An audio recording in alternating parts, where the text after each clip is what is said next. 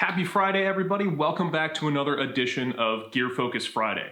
I'm your host, Dan, and on today's episode, we're going to be talking about audio for your video. We have a little bit of a different setup today. We're mostly going to be vlogging this episode, so bear with us. Let us know how you like the new style. But today, we're going to walk through how we are going to be improving the audio in our studio, and then we're also going to walk you through some tips on the back end in post to make your audio sound a little bit better. It's Gear Focus Friday. Let's get to it. No ceiling, no crown, no pressure gonna hold me down. No stopping till I break every rule. No limits to what I can do. Nowhere is too far away. All right, so before we get started, I want to show you guys exactly what this room sounds like so that you can then hear the difference once we're done with it. So right now I'm a little close to the camera, so the audio is going to sound different than if I'm all the way back here. And as you can see, the audio changes pretty drastically, so you can hear the reverb a lot more in the video. Now, like I mentioned before, this is not typically how we record our videos. I'm actually going to show you how we do everything. So right now we are filming with the Blackmagic 6K. We have a Canon 24-70 on it, and then we have our lighting and our audio setup. So our audio is a Rode NTG4, and that runs directly into the Blackmagic via this cable, okay? So I'm gonna turn that camera on, and it's gonna look like this. So this shot is a lot closer to our typical setup, and we have the microphone right off to the side here. I just tapped it, so hopefully you can hear that. And it's not horrible, like you can hear me clearly, but there's a little bit of echo. Now, if I back the microphone up, you can hear that the audio quality drastically reduces. And that's not something I exactly want when I'm trying to film professional looking videos. So let me move that mic closer so it sounds a little bit better. All right, so that's a little bit better. That is one of my tips for you. That's actually my number one tip for your audio, is making sure that you have your microphone pointed in the correct direction. So right now I have the microphone pointed down and towards the floor away from me, so that when my voice is projecting forward, it's not gonna go behind me and bounce off the floor behind me. Now, if I had the microphone down low and was pointing up, it would get reflections off the ceiling, it would do all kinds of stuff. So we wanna make sure that we have our microphone pointed in the correct direction to start out first. Now, there are a ton of different ways to do your audio for your videos. We have several different methods in this video right now. We have the on-camera shotgun mic on the EOS R, and we have the NTG4 on the Blackmagic. There are numerous different ways you can do this, so this isn't the only way that you can do your audio for your video, but this is how we are doing it, and we're gonna show you how we are going to be improving our audio in our videos. So without making any changes to the room itself, we can already hear that the audio sounds better just by moving the mic closer. So now our next step is to kind of control the audio in the room. The first thing you can do for sound dampening would be a moving blanket or something like that, even a heavy blanket or heavy drapes. You can hang them from the ceiling, you can hang them from a C-stand, you can do any of that really, and it will drastically improve your audio. We are actually going to be taking that a step up, and we're actually going to be building our own sound panels, and those are super cheap and super easy to build. They're really just some squares with some soundproof insulation inside of them, which makes it really, really easy to build. So I'm gonna go ahead and put a couple of the ones that we already built up around the studio so you can hear what difference it makes. All right, so back behind the scenes again, I wanna show you those panels that I was talking about. We have a few of them over here. A few of them right here. We have a couple of them built already. We have some of them that are lined with wood as well. So what I'm gonna do is I'm gonna take two of these, and I'm actually gonna put them directly below the camera. So I'm gonna move these over here, just like that, right next to it. Now, stay.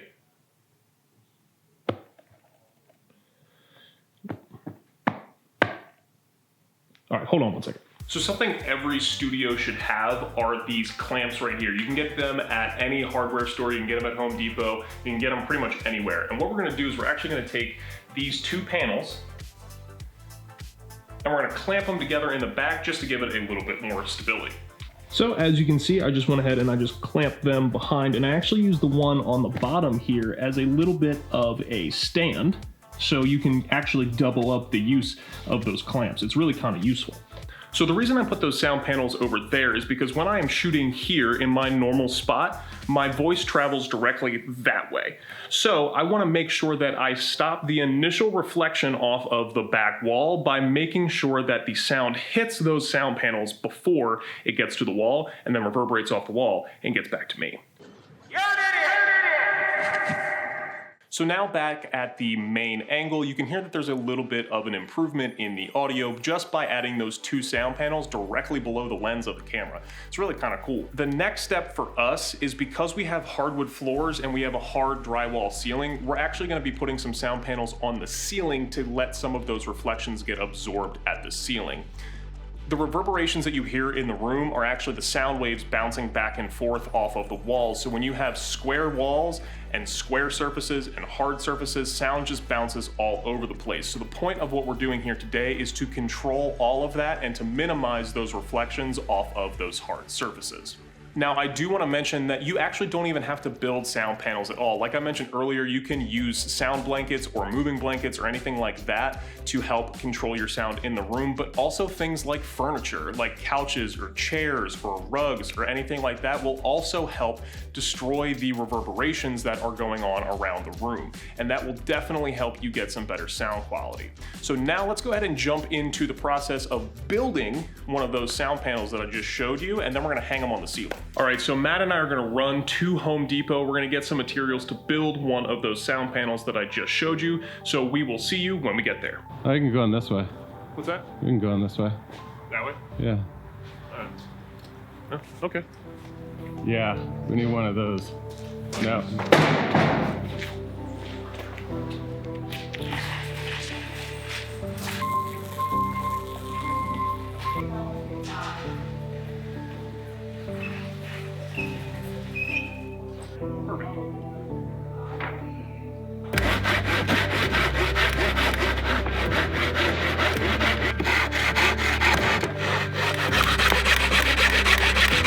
So for the wood that we use, we got some 1x4s. We got two 1x4x8 foot sections, and then we got an additional 1x4x6 foot. Boards that we are using are the 1x4 common boards at Home Depot. So that's the 8 foot, and then the 6 foot is right here. And then conveniently enough, Home Depot has a cutting station that we just use. They have saws and they have tape measures and everything, so we just cut them right here. So all of the boards that we need are right here. So we have two 4-foot sections for each panel. So we're gonna make two panels. We have two 4-foot sections for each panel, and then we have two 25.5-inch sections, and these are gonna go on top and on bottom of each panel.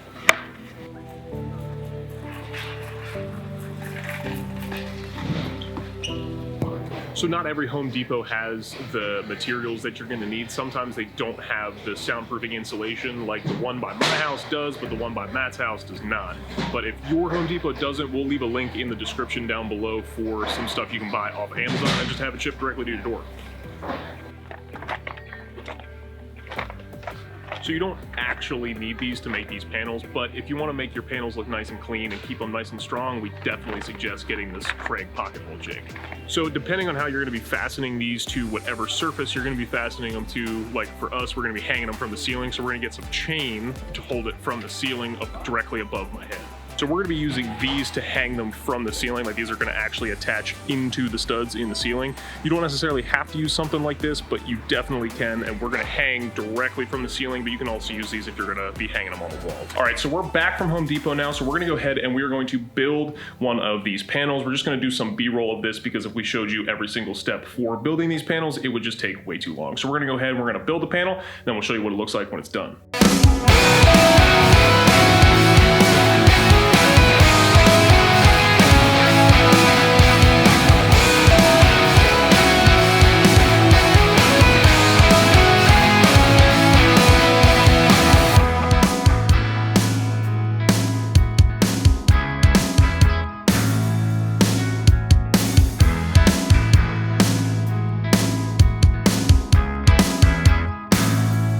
So this is what your panel is going to look like when it's all done. This is a 4-foot by 2-foot panel. Obviously you can make your panels in whatever size you want, but this is the panel that we decided to make. And then on the back of it, you can see we just used some of those pocket screws right there on the back and put some of the leftover wood on the back to hold the fiberglass insulation in.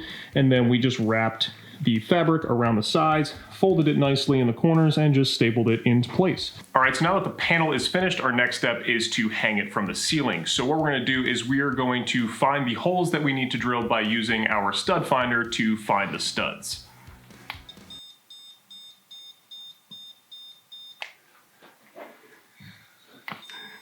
Huh.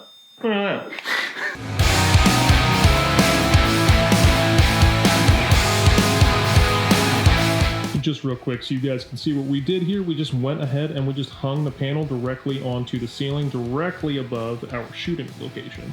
So then the mic goes right underneath of it, and that helps dampen some of the sound. So we're back to the standard angle again, and you can already hear the difference in the sound quality. It has drastically increased just by adding one panel directly above my head. Super simple, super easy to do.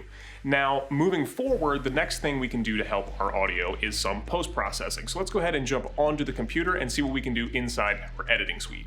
All right, guys, so we are back in the editing studio. So we're gonna hop into Premiere, and I'm gonna show you what I do to process my audio. So set up in Premiere, I have two sets of clips. I have my audio without the acoustic treatment, and I have my audio with the acoustic treatment.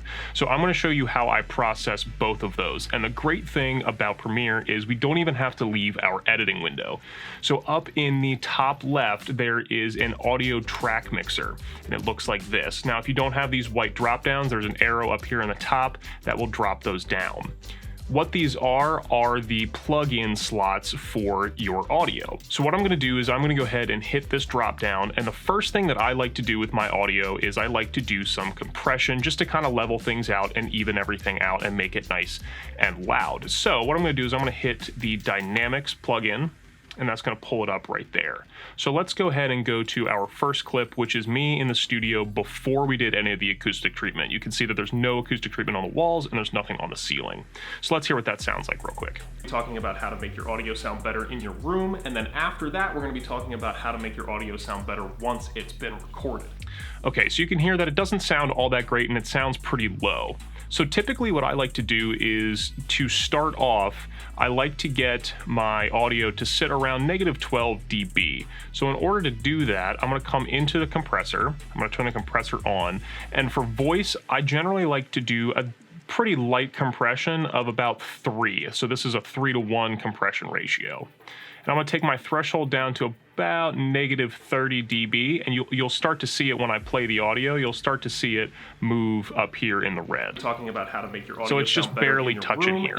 So then with the attack and release, because when you compress audio, it sounds weird when the sibilants or like your S's and your T's get compressed. I'm gonna allow those to come through, but compress the rest. So I'm gonna turn my attack all the way up so that it lets those S's and those T's come through. And then I'm also gonna do the same thing to the release so that it holds the compression as well. I'm not gonna turn that all the way up, but about 3/4 or 2/3.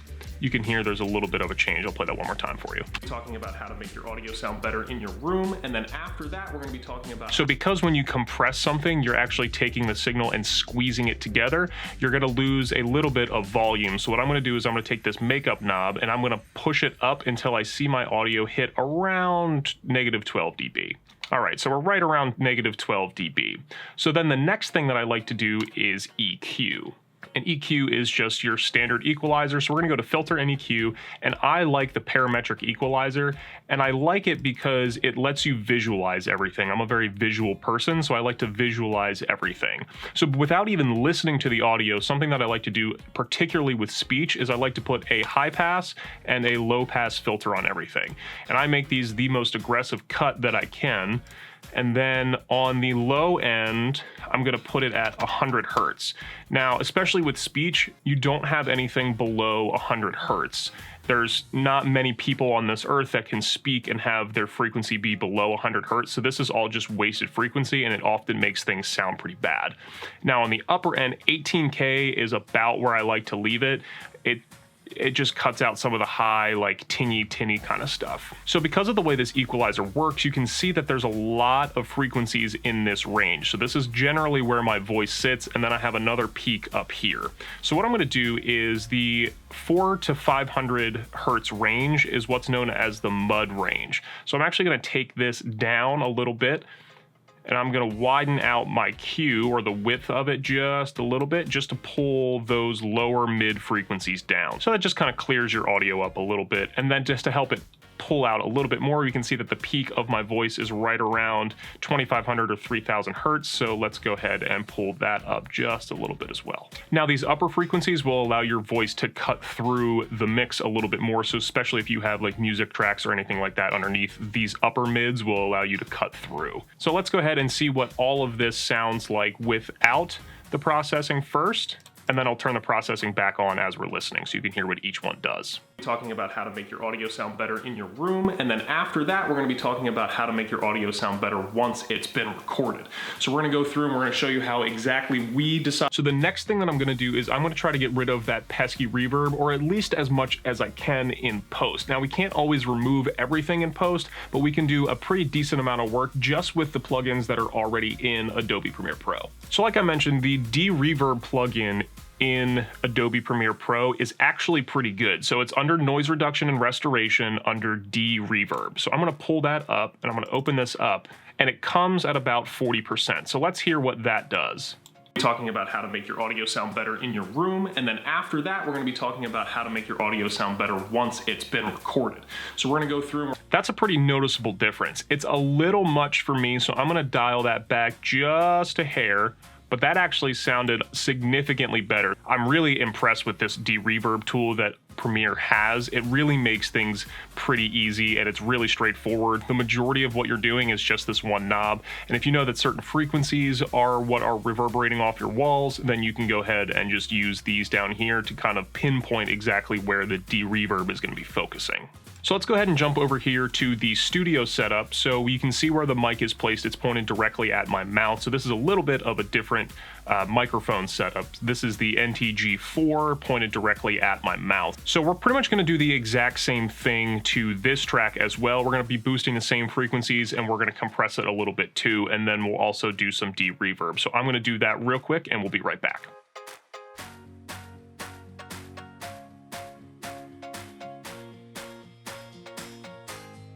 All right, so we're back, and I just made those basic EQ and compression changes to this track. So let's go ahead and I will turn these off so you can hear what it sounds like before, and then you'll hear what it sounds like after.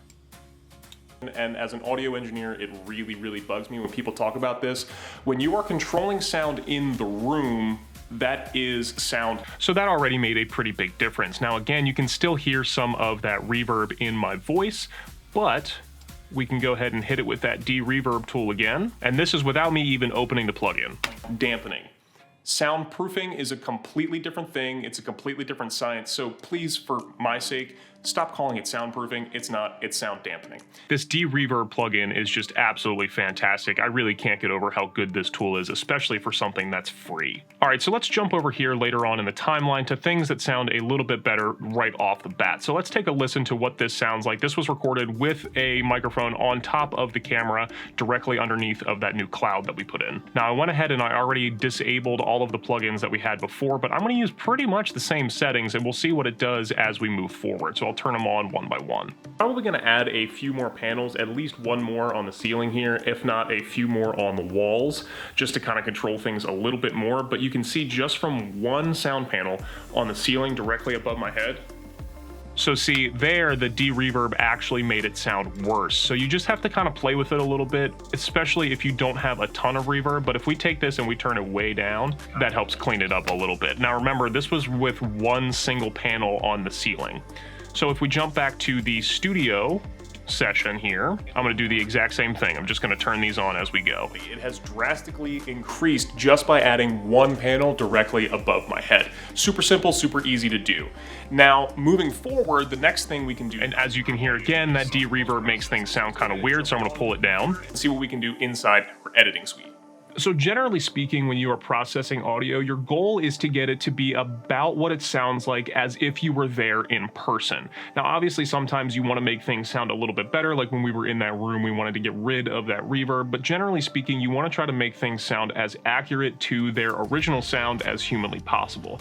That's really our goal here when we are processing our audio. Alright guys, so that's pretty much going to do it for my audio processing in Premiere. As you can see, it's really not that difficult. All it takes is a few simple tools and just kind of knowing what you're looking for. So let me know in the comments down below what you guys are using to process your audio for your videos, what programs you guys are using, and what you think about my audio processing techniques. And while you're down there, make sure you hit that like and subscribe button, as it really does help us out here on the channel. Now before we go, I do want to mention that today, Friday, January 31st, is the last day to enter our GH5 giveaway.